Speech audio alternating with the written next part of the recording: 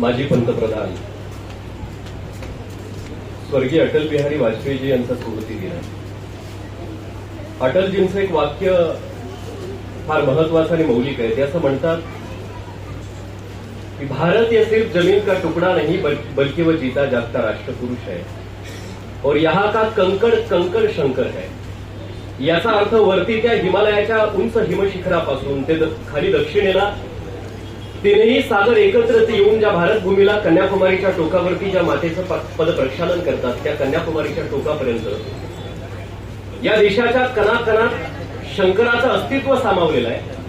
आणि त्याच शंकराला आपलं कुळ आणि मूळ मानणारा आपला हा दशनाम गोसावी समाज या एकूण समाज बांधवांना एकत्रित करून गोसावी समाज प्रतिष्ठान लातूर, गोसावी समाज महिला प्रतिष्ठान लातूर यांच्या वतीने अतिशय विलोभनीय आणि वैविध्यपूर्ण अशा स्वरूपाचा हा कार्यक्रम आज या ठिकाणी आयोजित आहे. या निमित्तानं व्यासपीठावरती उपस्थित असलेले कार्यक्रमाचे उद्घाटक योगेशजी बन, कार्यक्रमाचे अध्यक्ष नंदकुमारजी गोसावी, जगदेवजी गिरी, सुखदेवजी गिरी, राजेंद्रजी गिरी, संपतजी पुरी, आदरणीय कल्पनाताई गोसावी, प्राध्यापक डॉक्टर संतोषजी गिरी आणि समोर उपस्थित असलेले आपण सर्वच श्रोते, सज्जन, मायबाप, समाज बांधव, बंधू आणि भगिनींनो, खरं तर हाच कार्यक्रम, हेच व्यासपीठ गतवर्षी पुरस्कार घेणाऱ्याच्या भूमिकेत या सर्व प्रतिष्ठानने मला निमंत्रित केलं होतं.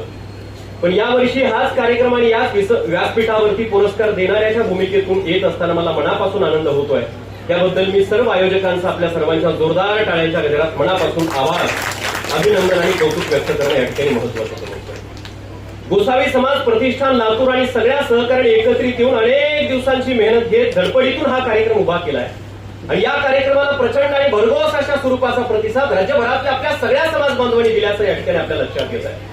आपण फक्त या सभागृहात खाली बसलेली माणसं बघतोय, या सभागृहात आपल्या सगळ्यांच्या सोबत आलेली समाज बांधव बघतोय, पण वरती अनिलजी आणि त्यांचे सगळे सहकारी मगाशी पासून सांगतायत वरती एक स्क्रीन आहे, तिथं 200 लोक बसली आहेत, त्यांची क्षमता 200 लोकांची वरती आहे आणि अजून 100 लोक बाहेर आसपास परिसरात आहेत.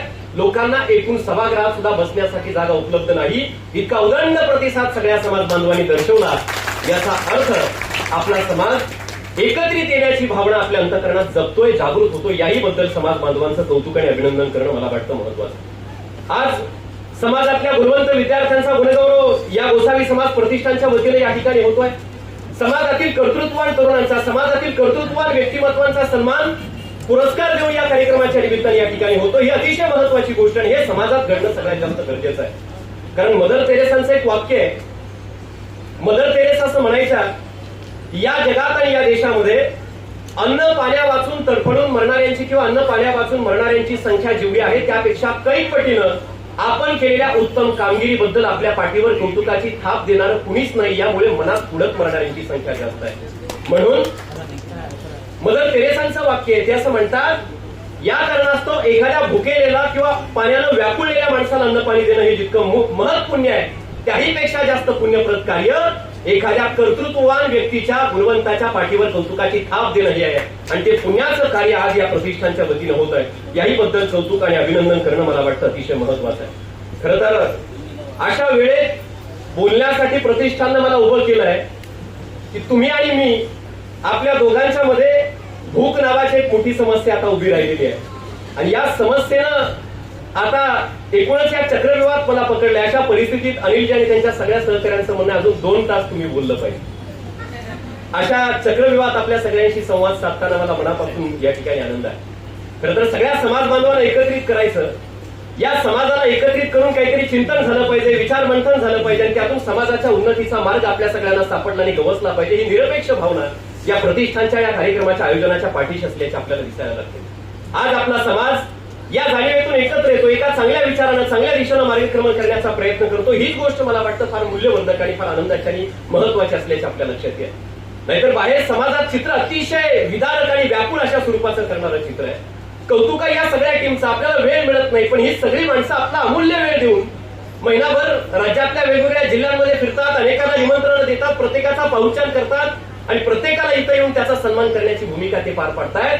अतिशय चंगळवादानं ग्रासलेल्या वातावरणात इतकं उत्तम कार्य मी म्हणेल माऊली दादांच्या कृपेतून आज या मातीत या ठिकाणी होत आहे. ते अत्यंत महत्वाचे, उत्तम अशा स्वरूपाची गोष्ट आपल्याला या ठिकाणी पाहायला मिळते.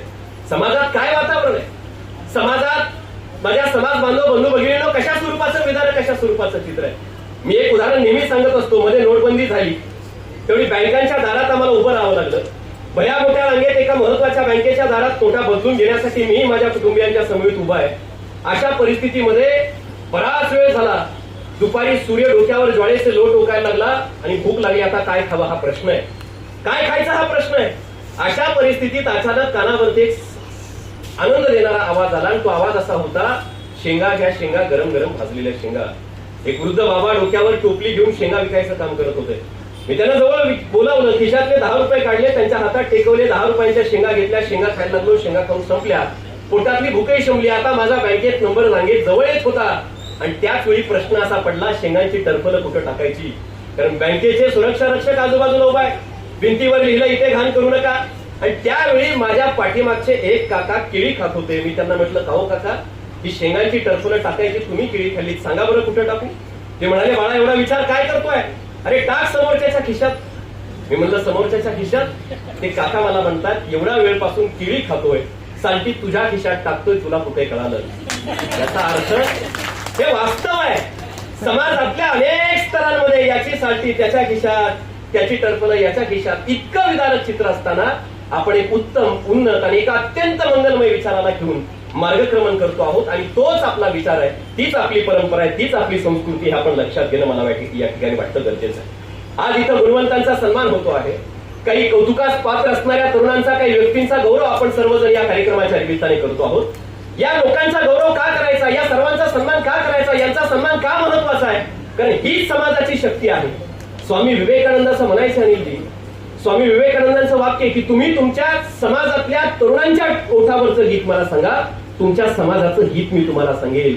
आपल्या समाजातला तरुण कोणत्या दिशेनं जातोय, त्याच्या ओठावर कुठल्या प्रगतीचं गीत आहे, यावर आपल्या समाजाचं हित अवलंबून आहे. आणि म्हणून या समाजातल्या गुणवंतांचा गौरव करणं ही आपल्या प्रत्येकाची जबाबदारी आहे आणि ती आपल्या सर्वांची अत्यंत नैतिक अशा स्वरूपाची जबाबदारी आपण लक्षात घेणं गरजेचं आहे. याचा गौरव होतो. अनेक पालक या निमित्तानं, या कार्यक्रमाच्या निमित्तानं आपण समाजातली पालक म्हणून उपस्थित आहोत. अनेक विद्यार्थी आणि गुणवंत तरुण या कार्यक्रमाच्या निमित्तानं अनेकांच्या रूपाने या ठिकाणी उपस्थित आहेत.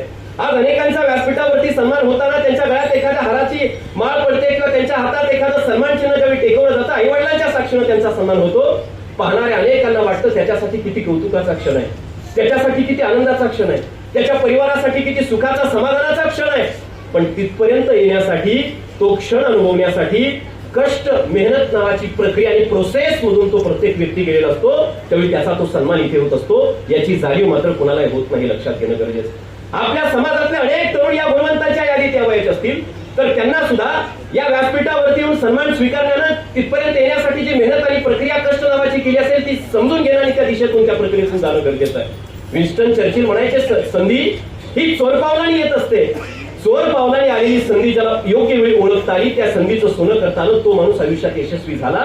नाहीतर संधी डंका पिटवत वाजत निघाली तरी संधी न पकडणारे अनेक महत्भाग सुद्धा समाजात आहेत. त्यांना वेळीच जागा करून त्या संधीचं सोनं करण्याची भूमिका आज समाजातल्या पालक म्हणून आपण सगळ्या वडीलधाऱ्यांनी येऊ घातलेल्या पिढ्यांच्या काळजात रुजवणं मला वाटतं सगळ्यात जास्त गरजेचं आहे. हे आपल्या लक्षात घेणं गरजेचं आहे. आज समाजातल्या उद्याच्या या पिढ्या, आपल्या समाजाचं भविष्य रेखाटणाऱ्या तरुणांना, या विद्यार्थ्यांना योग्य मार्गाने जर मार्गक्रमण करायला लावायचं असेल तर आपल्याला नैतिकतेनं त्यांच्यावरती उदात्त आणि उत्तम संस्कार आपल्यातल्या प्रत्येकाला करणं आणि करता येणं मला वाटतं गरजेचं आहे. फार कौतुकाने अभिमान वाटला एवढ्या सगळ्या मंडळींचा सन्मान या व्यासपीठावरती होत असताना. कारण आपण म्हणतो गोसावी समाज फार छोटा आहे. अनेक जण म्हणतात एकूण देशाच्या लोकसंख्येत मोजायचं झालं तर सुईच्या टोकावरती सुद्धा सामावणारा इतका छोटा आपला समाज आहे. पण मी अभिमानानं सांगतो, आज देशातलं आणि जगातलं एकही क्षेत्र नाही ज्या क्षेत्रात माझा समाज नाही. प्रत्येक क्षेत्रात आहे. आपण आपल्या कर्तव्यगारीनं प्रत्येक क्षेत्रामध्ये चमकतोय. ही अतिशय कौतुकाने अभिमानाची गोष्ट आपल्याला पाहायला मिळते. मला वाटलं क्रिकेट राहतं की काय, पण क्रिकेटची टीम सुद्धा इथं आली. आता अशी अपेक्षा आहे IPL मध्ये एखादी क्रिकेटची टीम आपली सहभागी होती की काय. अशा स्वरूपाची भूमिका आपल्या समाजातले हे समाज बांधव पार पाडत असल्याचे आपल्याला या ठिकाणी पाहायला मिळत आहे. आणि या उंचीपर्यंत समाजातल्या उद्याच्या पिढ्यांना घेऊन जाण्यासाठी इथल्या पालकांनी सुद्धा त्यांच्यावरती तो उत्तम आणि उदात्त संस्कार करणं सुद्धा मला वाटतं सगळ्यात जास्त गरजेचं असल्याचं आपल्याला या ठिकाणी लक्षात येणार. कारण माऊलींनी ज्ञानेश्वरीत केले, आदरणीय पुरी साहेबांनी संत साहित्यातले अनेक संदर्भ दिले.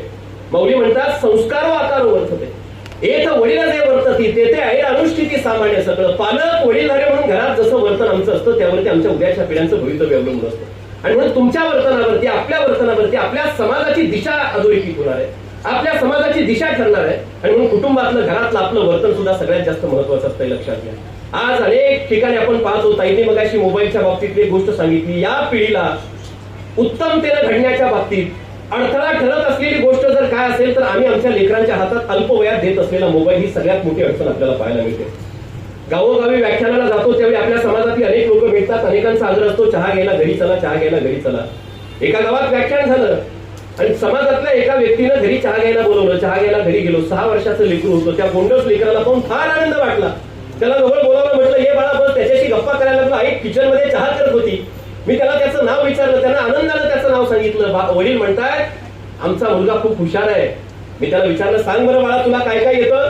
त्यावेळी किचन मध्ये चहा करत असलेली आई धावतच बाहेर आली आणि मला म्हणते, अहो सर काय येतं म्हणून काय विचारता. माझ्या पोराचं वय 6 वर्ष आहे, पण माझा सगळा अँड्रॉइड मोबाईल त्याला हँडल करता येतो. वयाच्या 6व्या वर्षी आपल्या लेकरांना मोबाईल हँडल करता येतो याचा अभिमान आई बापांना वाटत असेल तर मग लेकरं सुद्धा कोणत्या दिशेनं जाणार आहेत हा विचार पालक म्हणून इथं जमलेल्या माझ्या समाज बांधवांनी आज करणं मला वाटतं सगळ्यात जास्त गरजेचं असल्याचं या ठिकाणी लक्षात यायला. आपण आपल्या पिढ्यांना जो विकारांचा जाळ पुरवतोय तो विकारांचा जाळ आपल्याला मागं ओढता आला पाहिजे. माझं नेहमी एक वाक्य असतं, मी नेहमी सांगत असतो, समाजात 2 गोष्टी असतात. तुमचा एक लेकरू म्हणून समाज बांधवांना मी या कार्यक्रमाच्या निमित्तानं आवर्जून या ठिकाणी सांगेल, समाजात 2 गोष्टी असतात या भूतलावरती. त्यांचं वर्गीकरण जर करायचं झालं तर एक असतं प्रेयस आणि दुसरं असतं श्रेयस. माझ्या माता भगिनीनं, वडीलधाऱ्यानं, प्रेयसाचा अर्थ काय होतो. प्रेयसाचा अर्थ उदाहरणार्थ सांगायचं झालं तर तुम्हाला मला चहा खूप आवडतो, पण चहा आमच्या शरीराला चांगला असतो का. बिलकुल नाही. पण तो चहा आम्हाला आवडतो तरी आम्ही तो घेतो, त्याला प्रेयस असं म्हणतात. कडुलिंबाचा रस तो पाला आम्हाला आवडतो का.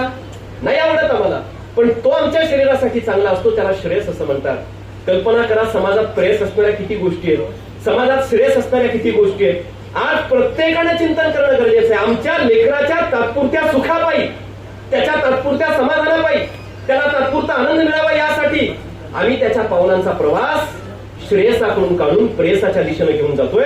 म्हणून अनेक तरुण आज समाजातले रोजगारापासून वंचित, अनेक तरुण आज समाजातले एका वेगळ्या चुकीच्या दिशेने सुद्धा जात असल्याचे आपल्याला पाहायला मिळतं. या उद्याच्या पिढ्यांवरती आपण श्रेयसाचा तो उत्तम संस्कार जर करता झालो तर जगातले अनेक जाती समूह सांगायला लागतील. आज आम्ही काही जाती समूहांचा जो आदरपूर्वक उल्लेख करतो, या जाती आज उद्योगात प्रचंड पुढे आपल्याला प्रभाव गाजवताना पाहायला मिळत आहेत. त्या जाती त्या क्षेत्रात मार्गक्रमण करतायत. तसं आपल्याही समुदायाचं स्थान आपल्याला जगाच्या नकाशात आज आदराने आणि अभिमानाने घ्यावं लावायचं असेल तर आपल्याला उद्याच्या पिढ्यांवरती हा श्रेयसाचा संस्कार करता येणं मला वाटतं गरजेचं. आज आपण जो विकार देतोय, आपल्याकडे गरजांचं संपत्ती, सगळं साहित्य, सगळी साधन संपत्ती आणि लेकराच्या तात्पुरत्या सुखासाठी त्याला प्रत्येक गोष्ट देण्याचा अट्टास जो आपलाय, तिथं कुठेतरी खीळ घालणं मला वाटतं सगळ्यात जास्त गरजेचं आहे. मी एक उदाहरण नेहमी सांगत असतो. समाजातल्या पिढ्या भरकटतात का, समाजातल्या लेकरांच्या पावलांची दिशा चुकीच्या दिशेनं का जाते. एक पालक म्हणून तुम्ही सगळी टाक आणि तुमचं लेकरू या भावनेतून बोलत असताना मी आवर्जून सांगेल, एक उदाहरण नेहमी सांगत असतो. शेतात एखादा शेतकरी दिवसभर राबराब राबतोय, उन्हातानात कष्ट करतोय, पोटात भुकेचे कावळे ओढताय, संध्याकाळी घराच्या दिशेने धावतो, घराच्या जवळ येतो, भूक लागलेली असते, अंगणात अशी चूल असते आणि चुलीवरती बायकोनं दूध असं तापवायला ठेवलेलं असतं. दूध उतू जाताना त्याला दिसतं, राग अनावर होतो, घरात धावत जातो, बायको पलंगावर झोपलेली असते, तो माणूस हातात लाकूड उचलतो, अर्धा तास बायको सोबत वाद घालतो, तिच्या अंगावर धावून जातो, शेवटी थकतो, बायकोला म्हणतो इतका वेळपासून तो घरात पलंगावरती येऊन पोहडली आहे आणि बाहेर अंगणात चुलीवरती दूध तापवायला ठेवलंय, ते दूध उतू जातं याचंही तुला भान नाही. शेवटी थकल्यानंतर बायको हात जोडते आणि त्याला म्हणते अर्धा तास झालं तुम्ही येऊन चुलीवरचं उतू जाणार दूध पाहून माझ्याशी भांडताय, पण आल्याबरोबर जर त्या चुलीतला जाळ जरासा मागे ओढला असता तर त्या दुधाचं उतू जाणं कदाचित थांबू शकलं असतं. तसं आमच्या पिढ्यांचं उतू जाणं आम्हाला थांबवायचं असेल तर विकारांचा जो जाळ उद्याच्या पिढ्यांना आम्ही देऊ पाहतोय, तो विकारांचा जाळ गंभीर होऊन आम्हाला मागं ओढणं आजच्या काळात सगळ्यात जास्त गरजेचं असल्याचं तुम्हाला आणि मला पाहायला मिळतं.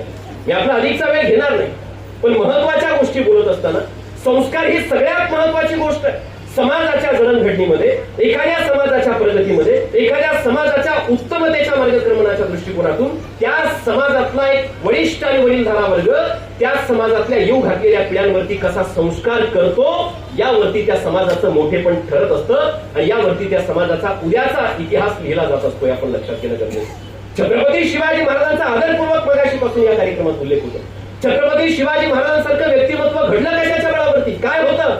जिजाऊ नावाच्या एका आईनं दक्षिण भारतामध्ये बंगळूरला शहाजीराजांना 7-8 वर्षाच्या लेकराला शिवरायांना भेटायला घेऊन गेल्यानंतर त्या हंपीच्या टेकडीवरती घेऊन जाऊन उगवत्या सूर्याच्या साक्षीने शिवरायांच्या डोळ्यात मासाहेब जिजाऊंनी स्वप्न पेरलं की शिवबा, या मातीची जी वाताहत झालीये ही वाताहत आपल्या पुण्याच्या आणि आपल्या महाराष्ट्राच्या मातीची जर होऊ द्यायची नसेल तर कुणाला तरी हातात तलवार घेऊन लढावं लागेल, परकीयांच्या यवनांच्या विरोधात हातात तलवार घेऊन उभं राहावं लागेल शस्त्र घेऊन. अशा परिस्थितीमध्ये 8 वर्षाच्या शिवरायांनी त्या लालबुंद सूर्याच्या डोळ्यात डोळे घालून सांगावं, मासाहेब कुणी कशाला हातात तलवार घ्यायची, मी आहे की, मी जातो, मी घेतो हातात तलवार, मी करतो यवनांचं पतन आणि मी करतो रयतेचं स्वतःचं स्वतंत्र राज्य उभा.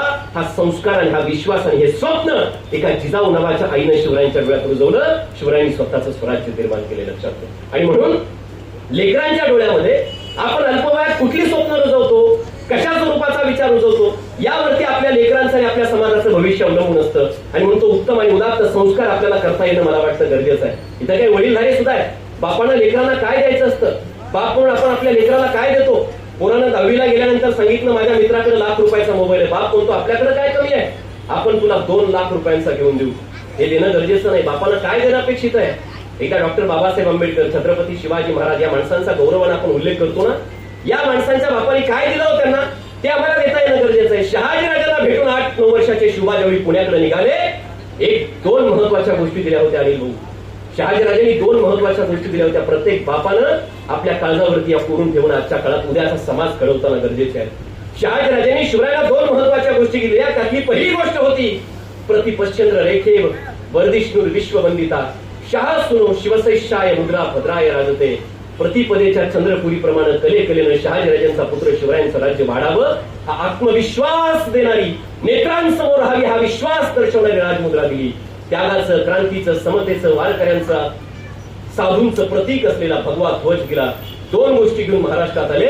बापानं दिलेल्या या देणगी आणि या संस्काराच्या बळावरती 1000 पटीनं स्वतःच्या राज्याचा विस्तार केला. आणि म्हणून जिजाऊ नावाच्या एका आईनं जे दिलं, शहाजीराजा नावाच्या एका बापानं जे दिलं, त्यातला एक अंश तरी आमच्या उद्याच्या पिढ्या घडवताना आपल्याला आपल्या लेकरांच्यासाठी देता आलं तर मला वाटतं नक्कीच आपला समाज जगात उल्लेख आणि आदरपूर्वक नावाजला जाईल. अशा स्वरूपाचा समाज पुन्हा एकदा निर्माण झाल्याशिवाय राहणार नाही. हे या कार्यक्रमाच्या निमित्तानं आवर्जून या ठिकाणी मी बोलण्यासारख्या अनेक गोष्टी आहेत. पण सगळ्यात महत्वाची गोष्ट इतिहास इतिहास इतिहास या शब्दाचा बराच वेळपासून उल्लेख या ठिकाणी होतो. अनेकदा आपण जर बघितलं, बऱ्याचदा समाजामध्ये विशेषतः शहर असो ग्रामीण भाग असो, गोसावी समाजाच्या तरुणांना सुशिक्षितांना जरी विचारलं तर आपलाच इतिहास आपल्याला माहित नसतो. आपण इतरांच्या इतिहासाचे पोवाडे गातो, अभिमानाने गातो, पण आपला इतिहास आपल्याला त्यात नाही. सगळ्यात जास्त मोठी दुर्दैवाची बाब असते. समाजाच्या उन्नतीच्या दिशेनं जर मार्गक्रमण करायचं असेल, तर समाजाच्या प्रगतीच्या दिशेनं जर मार्गक्रमण करायचं असेल तर आपल्या समाज बांधवांना आपला इतिहास नीटपणे समजावून सांगून आपल्याला सगळ्यात पहिली सुरुवात करावी लागेल. हे लक्षात घ्या. काय इतिहास आहे. माझ्यापेक्षा मोठी जाणती महत्वाची माणसं या व्यासपीठावरती आहेत. आपणही सगळी महत्वाची जाणती माणसं आहेत. पण तरी मला आपल्याला ज्या गोष्टी सांगाव्या वाटतात त्या आवर्जून या कार्यक्रमाच्या निमित्तानं सांगेल. कारण जो समाज स्वतःचा इतिहास विसरतो तो समाज वर्तमानात हरवून बसतो आणि तो समाज भविष्य घडवण्याचं भान सुद्धा विसरत असतो. हे लक्षात घ्या. ज्या दशनाम गोसावी समाजाच्या इतिहासाच्या मुळाशी त्याग आहे, ज्या दशनाम गोसावी समाजाच्या इतिहासाच्या परंपरेचे अध्यात्म आहे, ज्या दशनाम गोसावी समाजाच्या अध्यात्म परंपरेच्या मुळाशी या राष्ट्राचं हित आहे, या सनातन वैदिक परंपरेला संरक्षित करण्याची भूमिका आहे, त्या दशनाम गोसावी समाजाचा इतिहास मला वाटतं आपण प्रत्येकानं लक्षात घेणं गरजेचं आहे. कारण आपल्याजवळ असताना सुद्धा आपण ते विसरतो. तुझा आहे तुझं पाशी परी तू जागा चुकलाशी ही गत आज आपल्या समुदायाची झाल्याची आपल्या लक्षात येते. मी एक बाब नेहमी सांगत असतो. एक वृद्ध महिला, त्या महिलेचा पुत्र शिक्षण घेतला आणि नोकरीच्या निमित्तानं अमेरिकेत गेला. अमेरिकेत नोकरी करतो आहे आणि इकडे माऊली जवळचे सगळे पैसे संपले आणि शेवटी तिला रस्त्यावरती जाऊन भीक मागावी लागली. रस्त्यावरती भीक मागतेय. एक माणूस तिला म्हणतो काय तुझं दुर्दैव, पोरगं अमेरिकेत नोकरी करत असून सुद्धा तुला रस्त्यावर भीक मागायची वेळ येते. ती माऊली म्हणते असं कसं, माझं पोरगं फार चांगलं आहे, काहीतरी अडचण असेल, नसेल त्याला येता येत, नसेल सहकार्य करता येत, पण कसले तरी कागद मला पाठवत असतो. मी ते घरात भिंतीवरती असे चिटकून लटकून ठेवले, माळ करून त्याचे अडकून ठेवले. त्या माऊलीला ज्ञातच नाही ते कागद कसले. त्या माणसाला घेऊन ती घरी गेली. त्या माणसानं बघितलं अनेक वर्षांपासून लाखो रुपयांचे विविध चेक्स तो पुत्र त्या बाईला पाठवत होता. तिने ते तसे जाणगळीला पडून ठेवले. त्याचं किंमत तिला, त्याचं महत्व तिला कळालं नाही, म्हणून तिला रस्त्यावरती भीक मागण्याची परिस्थिती तिच्यावरती उद्भवली. या उदाहरणातून मला आपल्या समोर समाजातल्या समाज बांधवांना हे सांगायचंय, आपल्या अध्यात्मामध्ये, आपल्या इतिहासामध्ये, आपल्या परंपरेमध्ये असलेले अनेक वैदिक विचार असतील, असलेला अनेक आमचा मोठा इतिहास असेल तो आम्ही अडगळीला ठेवला आहे. म्हणून आज आपल्यावरती दुर्दैवाची किंवा चुकीची काही परिस्थिती उडवत असेल त्या परिस्थितीतून बाहेर काढण्यासाठी आपला तो इतिहास आपल्यातल्या अनेकांना समजून घेणं गरजेचं. आपल्या इतिहासाच्या मुळाशी कुठल्या गोष्टी असल्याच्या तुम्हाला आणि मला पाहायला मिळतात. आदी शंकराचार्यांचा उल्लेख मगाशी झाला. आदी शंकराचार्यांनी ज्या घटना कृती इतिहासात निर्माण केल्या त्यातून निर्माण झालेली ही दशनाम पंथ आहे. तसं तर महादेवाच्या शंकराच्या मुळाशी आपलं कुळ जाऊन मिळतं असंही अनेक इतिहासकार सांगत असल्याचे आपल्याला पाहायला मिळतात. परंतु अनेक बाबतीत ठोसून ज्या गोष्टी सांगितल्या जातात त्यातली महत्वाची गोष्ट, ज्या परिस्थितीमध्ये या देशामध्ये अनेक परधर्मी आक्रमण करतायत, अनेक परकीय इथं आक्रमण करतायत, अनेक परधर्म इथं स्थापित करू पाहतायत आणि त्यांच्या माध्यमातून हिंदू वैदिक धर्माला ग्लानी आलेली आहे, सनातन वैदिक धर्माला ग्लानी आलेली आहे. अशा परिस्थितीमध्ये एका केरळ मधल्या राज्यात, केरळ मधल्या एका छोट्याशा गावात एका बालकाचा जन्म होतो. शंकर हे नाव प्राप्त होतं. पुढे अनेक स्वरूपाचा अभ्यास करून भल्या भल्या विद्वानांना त्या बालकानं पराभूत करावं. वयाच्या 8व्या वर्षी सर्व वेदांचा अभ्यास करावा, प्रचंड विद्वान व्हावं, मंडन मिश्रांना त्या वादात पराभूत करावं आणि पुढे काशीला जावं.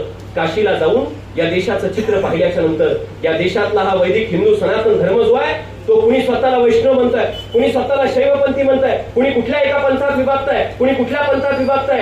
वेगवेगळ्या पंथांमध्ये विभागला गेलेला माझा समाज, माझा धर्म आज परकीयांच्या जोखडात बंदिस्त होतोय. हिंदू देवालय, हिंदू वेधशाळा आज उद्ध्वस्त होऊ पाहतायत, ओस पडतायत. अशा परिस्थितीमध्ये या देशाचं चित्र, या देशाचा नकाशा आणि प्रचंड क्रांती घडून आणण्याचं काम कुणी केलं असेल तर त्या आधी शंकराचार्यांनी केलं हे आपल्याला लक्षात घेणं गरजेचं. त्या शंकराचार्यांच्या कुळातली तुम्ही आम्ही माणसं, ज्या शंकराचार्यांनी निर्माण केलेल्या ज्या संन्यासांनी, त्या संन्यासांनी जे 4 मठ शंकराचार्यांनी निर्माण केले. का 4 मठ निर्माण केले? तिकडे द्वारकेला असेल किंवा तिकडे पुरीला असेल, शृंगेरीला असेल, तिकडे ज्योतिर्मठ असेल, या 4 मठांना परस्परांशी जोडलं. या देशातला माणूस वेगवेगळ्या पंथात विभागला जाऊ नये आणि त्या 4 मठांवरती या देशातल्या तरुणांना आवाहन करून अनेक तरुण एकत्रित केले आणि त्या तरुणांना सनातन धर्म, वैदिक जो अद्वैत वेदांत आपण म्हणतो त्या वेदांताचा प्रसार, प्रचार, भ्रमणाच्या माध्यमातून संपूर्ण देशभर करण्याची भूमिका त्यांच्यावरती नेमवली. हे करत असताना एकमेव या देशाच्या इतिहासातली पहिली घटना आहे की आधी शंकराचार्य म्हणजे आमच्या कुळातल्या आमचे जे कुळातली माणसं आहेत, आमच्या कुळातल्या आमच्या पूर्वजांना घडवत असताना शंकराचार्यांनी प्रत्येकाच्या हातात फक्त शास्त्र दिलं नाही, शास्त्रातच त्याला पारंगत केलं नाही, तर आमच्या पूर्वजाला शंकराचार्यांनी शस्त्र सुद्धा हाती देऊन त्याला लढण्याचं सुद्धा प्रशिक्षण दिलं होतं. हे लक्षात घ्या. आज एखादा प्रभू रामाचं अयोध्येतलं देवालय असेल, आज काशीतलं देवालय असेल, या देवालयांच्या सुरक्षेचा मुद्दा आपण सगळेजण सगळीकडे पाहतो. पण त्या परिस्थितीमध्ये परकीय ज्यावेळी या मंदिरांना उद्ध्वस्त करत होते त्यावेळी काशी असेल, अयोध्या असेल, अशी किती तीर्थस्थानं सांगायची. आमच्या सनातन गोसावी समाजातली, आमच्या दशनाम गोसावी पंथातली शंकराचार्यांनी निर्माण केलेली माणसं जे शास्त्रांमध्ये पारंगत होती तेच आमचे पूर्वज हातामध्ये शस्त्र घेऊन त्या देवालयांच्या रक्षणासाठी पुढे आली होती. आमचा इतिहास आपल्यातल्या प्रत्येकाला ज्ञात असणं आणि इतिहास तुम्हाला मला आणि प्रत्येकाला समजून घेणं मला वाटतं आजच्या काळात सगळ्यात जास्त गरजेचं असल्याचं आपल्या लक्षात येतं. 4 पीठं स्थापन केली, 4 मठं शंकराचार्यांनी स्थापन केली आणि तिथून मग मी अधिक विस्तृतपणे सांगत नाही. कुठेतरी सागर तटीच्या त्या लोकांची जबाबदारी, सुरक्षेची, तिथं धर्म स्थापित करण्याची जबाबदारी दिली, ते सागर झाले. अरण्य वनातल्या वनवाशांची सुरक्षा करण्याची आणि तिथं वैदिक आमचा सनातन अद्वैत वेदांत प्रसार प्रचार करून हिंदू धर्म स्थापित करण्याची जबाबदारी दिली, ते वन आणि अरण्य झाले. गिरी पर्वत रांगांमध्ये गेले, ते गिरी पर्वत झाले. ही जी आडनाव आम्हाला प्राप्त झाली, हा दशनाम जो आहे ना, हा दशनाम गोसावी आपण जो म्हणतो, वडीलधाऱ्यानं लक्षपूर्वक ऐका, हा दशनाम गोसावी आपण जो म्हणतो, हा दशनाम गोसावी ही फक्त 10 आडनावं नाहीत. तो सुरुवातीला या देशातला महत्वाचा संप्रदाय होता, तो नंतर या देशातला महत्वाचा पंथ झाला आणि आज आम्ही जातीत सीमित झालोय हे लक्षात घ्या. दशनाम गोसावी ही एक विशिष्ट जात म्हणून आपण पाहतोय. पण या देशावरती ज्यावेळी लांछन आलं, हा देश ज्यावेळी धर्मग्लानी अडकला, अशा परिस्थितीमध्ये या देशाला त्या धर्मग्लानीतून बाहेर काढून समस्त भारतवर्षावरती जर कुणी सगळ्यात मोठा उपकार स्वतःच्या जीविताचा त्याग करून कुणी केला असेल तर ते आमचे पूर्वज दशनाम गोसावी समाज बांधव हे लक्षात घ्या. आमचा इतिहास आहे. हा इतिहास ज्यावेळी जगाला आम्ही अभिमानाने ठणकावून सांगू, जगातल्या अनेक शक्तींना या देशातल्या आणि समाजातल्या ठणकावून सांगू, त्यावेळी आमची सुद्धा किंमत त्यांना कळल्याशिवाय राहणार नाही. कारण नंतरच्या काळात हिंदू सनातन वैदिक परंपरा, या परंपरेतले अनेक जाती समूह स्वाभिमान अभिमानाने उभे राहिले. पण या उभारणीच्या मुळाशी असलेल्या दशनाम गोसावी समाजातल्या आमच्या पूर्वजांचा इतिहास आम्हाला लक्षात घेणं गरजेचं आहे. वयाच्या 32व्या वर्षी शंकराचार्य हिमपर्वतात निघून गेले, त्यांचं निधन झालं असं काही जण म्हणतात. वय वर्ष 32, या 32 वर्षाच्या काळामध्ये या देशात प्रचंड क्रांती शंकराचार्यांनी या दशनाम गोसावी समाज बांधवांना एकत्रित करून घडून आणण्याचं काम केलं होतं. आणि त्यांच्या नंतर पुन्हा काही आक्रमक आली, पुन्हा समाजात अनेक विघातक बाबी घडत राहिल्या आणि त्यात संन्यास स्वीकारलेली आमची जी पूर्वज, मग काही ग्रस्ताश्रम स्वीकारती झाली. त्या ग्रस्ताश्रमातून मग आम्ही वेगवेगळ्या भागात त्या ठिकाणी आमच्या चरितार्थासाठी स्थापित झालो आणि मग आम्ही वेगवेगळ्या भागात फिरवलो. हे आपल्या लक्षात येतं. आज केवळ दशनाम गोसावी समाज हा छोटा आहे, दशनाम गोसावी समाज हा लहान आहे असं म्हणत असताना हा समाज फक्त महाराष्ट्रापुरता मर्यादित आहे का? हा समाज छोटा असा आपण म्हणतो, पण लक्षात घ्या, एखादी जात केवळ महाराष्ट्रातच आम्हाला पाहायला मिळते, एखादी जात केवळ राजस्थानातच आम्हाला पाहायला मिळते, एखादा जाती समूह केवळ काश्मीरमध्येच आम्हाला पाहायला मिळतो. पण दशनाम गोसावी हा जाती समूह देशाच्या प्रत्येक कानाकोपऱ्यात आपल्याला पाहायला मिळतो. याचा अर्थ आम्ही विशाल आहोत, याचा अर्थ आम्ही मोठे आहोत, आमची संख्या सुद्धा अधिक आहे. फक्त आमची ती संख्यात्मक गणना अद्याप होत नाही, ही दुर्दैवाची बाब आहे. आणि त्या बाबतीत पुढाकार घेणं, त्या दिशेनं मार्गक्रमण करणं हे सुद्धा मला वाटतं सगळ्यात जास्त गरजेचं असल्याचं आपल्या लक्षात येतं. अनेक घटकांमध्ये आम्ही विभागलो गेलो. महाराष्ट्रात आम्ही गोसावी झालो, बंगाल सारख्या भागात देशाच्या काही कोनाकोपऱ्यामध्ये आम्ही गोस्वामी झालो. त्रिपुराला जर कधी गेलात तर आम्हाला रुद्रज ब्राह्मण म्हणतात. त्रिपुरात आम्ही रुद्रज ब्राह्मण झालो. आमचा इतिहास प्रचंड विशाल आहे, तो अधिक मी आपल्याला सांगणार नाही. तुलसीदासांनी जे तुलसी रामायण लिहिलं त्या तुलसीदास गोस्वामी सुद्धा गोसावी समाजाचे असल्याचे आम्हाला पाहायला मिळतं. देशाच्या 4थ्या राष्ट्रपतींचा आम्ही अभिमानाने उल्लेख करतो. बीबी गिरी हे सुद्धा गोसावी समाज आणि समुदायाचे असल्याचे तुम्हाला आणि मला पाहायला मिळत आहे. छत्रपती शिवाजी महाराज या हिंदुस्थानमध्ये स्वातंत्र्याच्या अभिलाषा ज्यांनी निर्माण केली ते छत्रपती शिवाजी महाराज. शिवरायांचा 6 जून 1674 दुर्गम तेज रायगडावरती राज्याभिषेक झाला आणि तो राज्याभिषेक झाल्याच्या नंतर कालावधीत आऊसाहेब जिजाऊंचं निधन झालं, प्रतापराव गुजरांचं निधन झालं, काही तांत्रिक अडचणी त्यात राहिल्या आणि त्यावेळी निश्चलपुरी आले. निश्चलपुरीने छत्रपती शिवाजी महाराजांना तांत्रिक अडचणी समजावल्या. शिवरायांनी मोठ्या अभिमानाने निश्चलपुरींचा सन्मान केला आणि 24 सप्टेंबरला पुन्हा एकदा 24 सप्टेंबर 1674 पुन्हा एकदा छत्रपती शिवाजी महाराजांचा शास्त्र शुद्ध राज्याभिषेक जर कुणी केला असेल तर निश्चलपुरी नावाच्या एका गोसाव्याने केला आहे. छत्रपती शिवरायांनी कायम राजराजेश्वरी मंत्रांचं जे पठण आहे किंवा राजराजेश्वरी मंत्र आहे त्याचा एक प्रकारचं मार्गदर्शन त्या बाबतीत शिवरायांना त्यांनी केलं आणि छत्रपती शिवाजी महाराजांनी गुरुस्थानी त्यांना मानत कायमपूर्वक आदर स्थान निश्चलपुरी आणि त्यांच्या सहकार्याला दिल्याचं पाहायला मिळतं.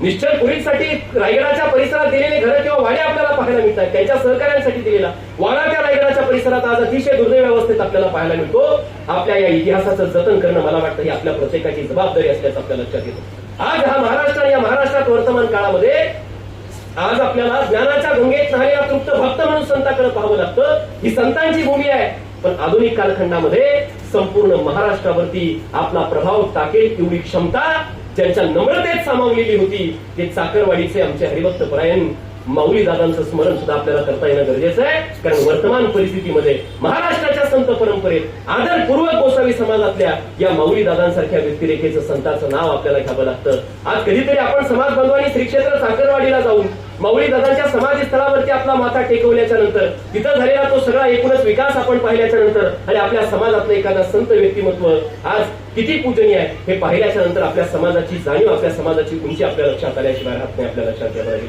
वेळेची मर्यादा आहे म्हणून शेवटच्या टप्प्यात सांगताना मी बोलताना महत्वाची गोष्ट हीच सांगेल की समाज जर या समाजाला सिद्ध करायचं असेल, जर या समाजाला परत एकदा आपली प्रतिभा, आपला जो सगळा प्रकाशमान आपला जो इतिहास आहे तो पुन्हा एकदा जर जागृत अवस्थेत आणायचा असेल तर सगळ्यात महत्वाची गोष्ट आहे ती म्हणजे आपलं संघटन आहे.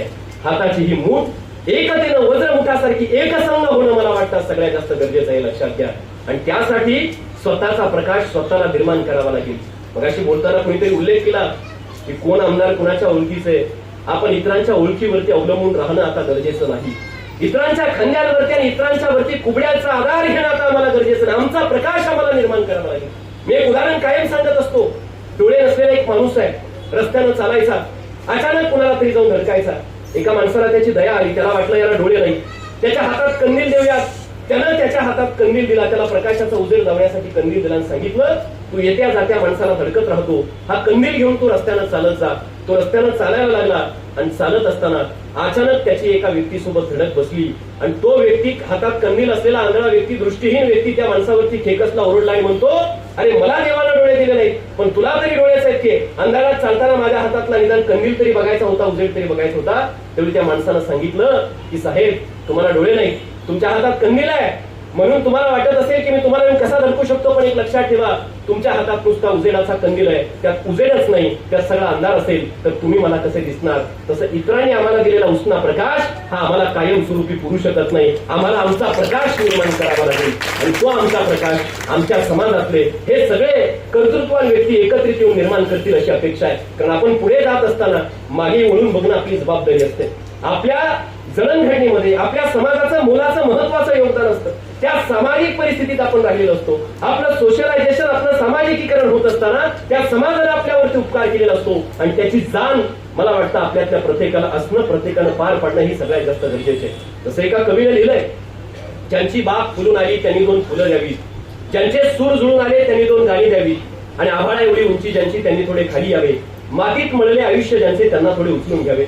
ही उत्तरदायित्वाची तळमळ, ही ओंजळी जनांची कधीतरी आपली बनून आपण समाजासाठी काहीतरी दातृत्वाची वृत्ती प्रत्येकानं पार पाडणं मला वाटतं वर्तमान परिस्थितीत सगळ्यात जास्त गरजेचे आहे. आणि ही आवश्यकता आपल्या समाजासाठी, छोट्या म्हणवल्या जाणाऱ्या आपल्या समाजाच्या प्रगतीसाठी सगळ्यात महत्वाची आवश्यकता आहे की आपण सगळ्यांनी संघटित झालं पाहिजे. आणि जे कर्तृत्ववान जे पुढारलेले आहेत त्यांनी उत्तरदायित्वाची भावना आपल्यात रुजवणं, आपल्यात बिंबवणं मला वाटतं सगळ्यात जास्त गरजेचं आहे. हे आपण लक्षात घेणं गरजेचं आहे. नाहीतर काहीच्या पोटांची खळगी भरते, हाताची ओंजळी भरून व्हायला लागतं, तरी दातृत्वाची वृत्ती अनेकात नसते, ही दुर्दैवाची बाब आहे. आणि मग तो समाज कसा पुढे जाईल. केवळ समाज प्रगतीच्या गप्पा मारून जमणार नाही, तर समाजासाठी देण्याची वृत्ती आपल्यातल्या प्रत्येकाला, त्यागाची वृत्ती आपल्यातल्या प्रत्येकाला दाखवावी लागेल. कारण आपला समाज मुळातच त्यागाच्या भूमिकेवरती अवलंबलेला आहे. त्यागाच्या भूमिकेवरती आपला समाज उभा राहिल्याचा तुम्हाला आणि मला पाहायला मिळतो. मी उदाहरण कायम सांगत असतो, काही जण केवळ सामाजिक गप्पा मारायच्या, देवधर्म अध्यात्मावरती बोलायचं, त्यागाची भाषा करायची, आणि वेळ आली की मग कुठे असतात हा प्रश्न आपल्यातल्या अनेकांना त्या ठिकाणी पडतो.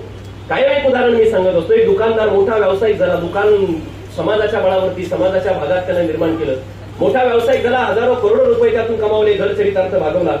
शेवटी मृत्यूला टेकला. समाज करायचा, समाजाच्या प्रगतीच्या गप्पा मारायच्या, समाजात त्याग शिकवायचा, लोकांना सांगायचं आले गेलेलं, आणि शेवटी त्याची जाण्याची वेळ आली. तो जायला निघाला. अशा परिस्थितीमध्ये त्याला घरी घेऊन गेले. बायका, पोरं, मुली सगळे जमले, सगळे त्याचा हौसला वाढवतायत, सगळे तुम्हाला भेटायला आले. त्याची मुलंही त्याच्या भोवती आली आणि मुलं सांगतायत, लोक सांगतायत, बघा तुमची मुलं सुद्धा आली, आता कुणीच नाही, सगळे तुमच्या जवळ आहेत, तुम्ही चिंता करू नका. आणि अशा परिस्थितीत तो व्यक्ती म्हणतो, सगळे माझ्या जवळ आहेत, पोरं सुद्धा माझ्या जवळ आले, मग दुकानावरती कोण आहे, मग दुकानावर कोण बसलं. त्याही अवस्थेमध्ये त्या व्यक्तीला केवळ वैयक्तिक चरितार्थाच पडलं असेल आणि आपला समाज एका बाजूला बुडत असेल, तर अशा वेळी आपले हात पुढे सरसावत नसतील, तर मला वाटतं त्या इतका मोठा खेळ करण्यासारखी दुसरी दुर्दैवाची गोष्ट कुठली नाही. हे आपण प्रत्येकानं या कार्यक्रमाच्या निमित्तानं समजून घेणं, लक्षात घेणं मला वाटतं सगळ्यात जास्त गरजेचं आहे. ज्यांनी आज यश संपादन केलंय, ज्यांनी गुण संपादन केले, ज्यांना यश मिळालंय, त्या सगळ्यांचं तर अभिनंदनच आहे, त्या सगळ्यांचं तर कौतुकच आहे. पण येऊ घातलेल्या अनेक पिढ्या यशाच्या या मालिकेमध्ये कुठेही तसुबरी मागे पडता कामा नयेत, यासाठी आपल्या समाजातल्या अनेक नवतरुणांना, अनेक सुशिक्षितांना, शिक्षण घेऊ इच्छिणाऱ्या प्रत्येकाला काही कमी पडणार नाही याची जबाबदारी, याची भूमिका पुढारलेल्या प्रगतीच्या दिशेनं वाटचाल करणाऱ्या प्रत्येकाची आहे. ही अपेक्षा आपल्या सगळ्यांकडून व्यक्त करतो. आपल्या समाजात भावाचं, भावाप्रतीचं प्रेम जर वाढत गेलं तर हा समाज प्रगतीच्या दिशेनं जाणार आहे. 2 भाऊ एकीकडे समाजाच्या एकतेच्या गप्पा मारतो, पण घरातच भाऊ भावाच्या विरोधात संघर्ष करत असेल तर त्यालाही काही अर्थ नाही. वीजभर जमिनीसाठी, हातभर बांधासाठी भाऊ भावाच्या विरोधात संघर्ष करतो. मग आपण आपल्या विरोधात जर लढत असू तर बाहेरून येणाऱ्यांच्या विरोधात किंवा बाहेरची ज्या शक्ती आपल्यावरती आक्रमण करून पाहत आहे त्यांच्या विरोधात आपण काय संघर्ष करणार आहे, त्यांच्या विरुद्ध आपण नेमकं कसं लढणार आहे, हाही प्रश्न आपण आपल्यातल्या प्रत्येकाला विचारणं मला वाटतं सगळ्यात जास्त गरजेचं आहे. मगाशीपासून संस्काराच्या गोष्टी मी करतोय, तो संस्कार सगळ्यात महत्वाचा आहे. मी पुन्हा जाणीवपूर्वक या कार्यक्रमाच्या निमित्तानं सांगेन की तो संस्कार आपण आपल्या उद्याच्या पिढ्यांना देणं आणि त्या देण्यात आपण यशस्वी झालो तर आपला समाज अत्यंत उत्तमतेनं मार्गक्रमण करेल, ही अपेक्षा या कार्यक्रमाच्या निमित्तानं आपल्या सगळ्यांकडे व्यक्त करतो. या आधुनिकतेच्या रेट्यामध्ये आपली मुलं प्रगतीच्या दिशेनं जात असताना, आपला समाज प्रगतीच्या दिशेनं मार्गक्रमण करत असताना आपली सांस्कृतिक ओळख पुसणार नाही, ही जबाबदारी आपली, हे लक्षात घ्या. आपण प्रगतीच्या दिशेनं जातोय, पण दशनाम गोसावी म्हणून आपली ओळख जर पुसली जात असेल तर त्या बाबीला काही अर्थ नाही, आपण सगळ्यांनी समजून घेणं गरजेचं. आणि म्हणून आपली सांस्कृतिक ओळख सुद्धा आपल्या विकासाच्या सोबत अधोरेखित राहिली पाहिजे, आज टिकली पाहिजे, सगळ्यात जास्त महत्वाचं आहे. 2022 ला माझ्यासारखा पोरगा, देशातून 25 पोरं निवडली गेली, त्या 25 पोरांमध्ये देशातून 25 पोरं निवडली गेली, महाराष्ट्र राज्यातून एक मुलगा एक व्यक्ती निवडायचा आहे, हिंदी भाषण प्रतियोगिता आहे, देशाच्या संसदेत जायचंय, 3 दिवस बसायचं, तिथं अभ्यास करायचा आहे, आपल्या राज्याला प्रेझेंट करायचं आहे. मी पुण्यात त्या स्पर्धेत उतरलो आणि मी अभिमानानं सांगतो त्या स्पर्धेत पहिल्या क्रमांकानं जिंकलो. देशाच्या संसदेत मला जाता देशाच्या संसदेत जाऊन 3 दिवस संसदेचा कामकाज कसा चालतो हा सगळ्या मंत्री महोदयांच्या साक्षीने मला पाहता आलं, त्यांच्या आसनांवरती बसता आलं. तिथं मला ज्यावेळी माझा पूर्व इतिहास विचारला गेला त्यावेळी अभिमानानं माझ्यासारखा तरुण सांगत होता, या संसदेच्या पायऱ्या चढताना पाठीमागं जरासं डोकावून पाहिल्यानंतर विजोमासारखा विधी करून डोईचे केस कापून काखेत झोळी अडकून काही दिवस का होईना गावातल्या दारोदारी जाऊन भिक्षा मागणारा एकेकाळचा मी तोच तरुण आहे. आणि आजही अभिमानानं सांगतो, मी त्या व्यासपीठावरून सांगितलं, या देशाचं अखंडत्व, या देशातल्या सनातन वैदिक परंपरेनं या देशाला एकसंध ठेवणाऱ्या त्या दशनाम संप्रदायाचा, त्या दशनाम पंथाचा, त्या दशनाम गोसावी समुदायाचा मी तरुण आहे. हे दिल्लीच्या संसदेची अभिमानानं सांगण्याची भूमिका आज माझ्यासारख्या तरुणात निर्माण झाली. या पाठीशी समाज आहे, या पाठीशी समुदाय आहे आणि त्या समुदायाचं ऋण व्यक्त करण्याची भावना आपल्यातल्या अनेकांनी पार पाडली पाहिजे. आज शिक्षणाच्या माध्यमातून वेगवेगळी क्षेत्र आहेत, वेगवेगळ्या क्षेत्रात आपली पोरं गेली पाहिजे. डॉक्टर सगळी डॉक्टरच नाही, अनेक क्षेत्रांमध्ये समाजातली मुलं आज जाता येणं मला वाटतं गरजेचं आहे. पालक आणि वडीलधारी म्हणून आपल्याला आवर्जून या कार्यक्रमाच्या निमित्तानं सांगेल, आज हे जग व्हर्च्युअल झालंय, डेटा सारख्या क्षेत्रावरती अवलंबून आहे. Data is a new oil, fuel आहे. डेटा जर संपलाय जगातला तर हे जग चालेल की राहील प्रश्न आहे. अशा परिस्थितीमध्ये कल्पना करा, कुठंच आम्हाला पेटीएम, फोनपेची बँक, एटीएम दिसत नाही, पण सगळ्यात जास्त आर्थिक व्यवहार त्याच्यावरती होतात. अमेझॉनचं दुकान, फ्लिपकार्टचं दुकान लातूरात, पुण्यात, मुंबईत कुठं मोठं दिसतं का जायचं त्या मॉलमधून खरेदी करायचं, पण सगळ्यात जास्त खरेदी विक्री अमेझॉन, फ्लिपकार्ट वरती होते. पुण्या मुंबईची काही लोक आली, ओला उबेर कार बुक करायच्या, ट्रान्सपोर्टचा सगळा व्यवहार त्याच्यावरती होतो. एकही कार त्या ओला उबेरच्या माहिती सगळं व्हर्च्युअल चाललंय, डेटावरती चाललंय. आणि म्हणून डेटा सारख्या क्षेत्रामध्ये, नवनव्या क्षेत्रामध्ये आज तरुणांना संधी आहेत, त्या संधी आपण ओळखल्या पाहिजेत आणि आपला समाज त्याही क्षेत्रात आज प्रगतीच्या दिशेने गेला पाहिजे. हीच अपेक्षा आपल्या सर्वांकडून या कार्यक्रमाच्या निमित्तानं मी या ठिकाणी व्यक्त करतो. आपल्या पोट आणि भूक या 3 गोष्टी ज्या परस्परांशी संबंधित आहेत त्याच्यात आणि माझ्यात आपल्या सगळ्यांमध्ये अधिकचा वेळ आता दौडत नाही. मला या ठिकाणी बोलावलं त्याबद्दल परत सगळ्यांचं मी अभिनंदन आणि कौतुक करतो. छोटी गोष्ट नाही, 29 वर्ष म्हणजे माझं जेवढं वय आहे त्यापेक्षा 1 वर्ष अधिक, 29 वर्ष अविरतपणे समाज हिताचं काम ही सगळी गोसावी समाज प्रतिष्ठान लातूरची मंडळी करतायत. आणि हे करत असताना कुठलं तरी एखादं शासकीय अनुदान त्यांना प्राप्त होते अशातली गोष्ट नाही. स्वतःच्या खिशातले पैसे टाकायचे, महिनाभर वेळ द्यायचा, सगळ्यांपर्यंत पोहोचायचं, सगळ्यांना संघटित करायचं, त्यांचं चिंतन मंथन, विचार मंथन करायचं, समाजाला दिशा द्यायची. या कामाच्या पाठीमागं मला तरी वाटतं कुठला त्यांचा स्वार्थ नसावा. त्यांच्या या निरपेक्ष भावनेबद्दल आपण खरंच त्यांचं अभिनंदन केलं पाहिजे आणि त्यांच्या पाठीशी आपण उभं राहावं. मला वाटतं की खरोखर आपली नैतिक जबाबदारी समाज म्हणून आहे, ती जबाबदारी आपण पार पाडू ही अपेक्षा या निमित्तानं, या कार्यक्रमाच्या निमित्तानं आपल्या सगळ्यांकडे परत या ठिकाणी व्यक्त करतो. आज समाजाचे अनेक प्रश्न आहेत, त्या प्रश्नांवरती ही सगळी महत्वाची माणसं बोलली आहे आणि माझ्यापेक्षा त्यांचा अभ्यास अधिक आहे. पण या सगळ्या प्रश्नांना निकाली काढण्यासाठी शेवटी सगळ्यांचे आभार व्यक्त करून मी गतवर्षीप्रमाणे एकच कविता आपल्या सगळ्यांसमोर या ठिकाणी म्हणेल किंवा या ठिकाणी सांगेल. त्यातून आपण बोध घेतला पाहिजे. आज समाजाच्या या सगळ्या सामाजिक प्रवृत्तीमध्ये आपलं योगदान आपल्या समाजासाठी कसं असावं. भले नाही आम्ही बरंच काही करू शकत नाही, कुणी करोडो रुपये देऊ शकत नाही, कुणी लाखो रुपये खर्चू शकत नाही, कुणी वेळ देऊ शकत, पण खालीचा वाटा का होईना आपण या समाजातल्या पुढारलेल्या काम करू पाहणाऱ्याच्या पाठीशी दिला पाहिजे. आणि तो आपला वाटा कसा असावा हे सांगताना शेवटी एवढंच म्हणेल, जशी एका चिमणीची भूमिका आहे ती भूमिका आपल्या समोर मांडेल की एक तालाब के किनारे एक इमारत को लग गई आग, मच गई भागम भाग, किसी ने आग पर पानी डाला तो किसी ने आग में गिरे लोगों को बाहर निकाला, सभी ने वही किया जो था जिसकी पहुंच में, एक चिड़िया भी थी जो डाल रही थी पानी भरकर अपनी चोंच में, तब पेड़ पर बैठा कौवा बोला चिड़िया रानी तू सुई की नोक से पहाड़ खोद रही है, तेरे चोंच में जितना पानी आएगा उससे आग का एक शोला भी नहीं बुझ पाएगा, उससे आग का एक शोला भी नहीं बुझ पाएगा। तब चिड़िया ने दिया जवाब एकदम लाजवाब, चिड़िया बोली मेरे भाई मैं तेरी बात को मानती हूँ, अपने सोच में बसी पानी की क्षमता भी पहचानती हूँ, मगर जिस दिन इस घटना का इतिहास लिखा जाएगा आपका नाम आग लगाने वालों में नहीं बल्कि आग बुझाने वालों में लिखा जाएगा। आणि म्हणून या सगळ्या याच्यामध्ये आपण या समाजाला वेगवेगळ्या प्रश्नांची जी आग लागली आहे त्या आगीतून बाहेर काढून समाज एका चांगल्या दिशेने घेऊन जाण्यासाठी किमान ही चिमणीची भूमिका पार पडाल एवढीच अपेक्षा एक लेकरू म्हणून समाज बांधवांच्या समोर या ठिकाणी व्यक्त करतो। परत एकदा माझ्यासारख्या तरुणाला पामराला आपण या ठिकाणी फार आदरपूर्वक सन्मानित केलं त्याबद्दल सर्व समाज बांधवांचे अंतःकरणपूर्वक आभार व्यक्त करतो आणि थांबतो। धन्यवाद। ओम नमो नारायण।